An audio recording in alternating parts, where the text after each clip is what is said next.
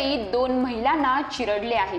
वसई पूर्व सातिवली चढणवर आज सकाळी 9:30 वाजता ही घटना घडली आहे। आज आठवड्याच्या कामाचा पहिला दिवस असल्याने महिला कामावर जात होत्या। महामार्ग व पूर्ण रस्त्यावर सर्वत्र वाहतूक कोंडी सुरू आहे। अशातच वाहतूक कोंडीत येऊन भरधाव वेगानं मार्ग काढणारा डंपर हा विरुद्ध दिशेने येत होता। त्यामध्ये 2 महिलांना डंपरने चिरडले।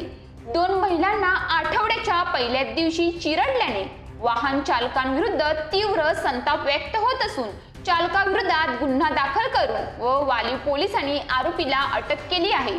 35 वर्षीय मंजिता जितू सरोज आणि जिंदादेवी शैलेश सिंग असे अपघातात चिरडलेल्या महिलांचे नाव असून या दोघी वसईच्या गावराईपाडा एव्हरशाईन परिसरात राहणाऱ्या आहेत। आज सकाळी दोन्ही महिला पायी कामावर जाताना भरधाव वेगात आलेल्या डंपरने दोघींना जोरदार धडक मारून अक्षरशः चिरडले आहे। या दोघी महिलांच्या शरीराचा चेंदामेंदा झाला आहे। वसईच्या वाली पोलिसांनी घटनास्थळावरील मृतदेह ताब्यात घेऊन शवविच्छेदनासाठी पाठवले आहेत।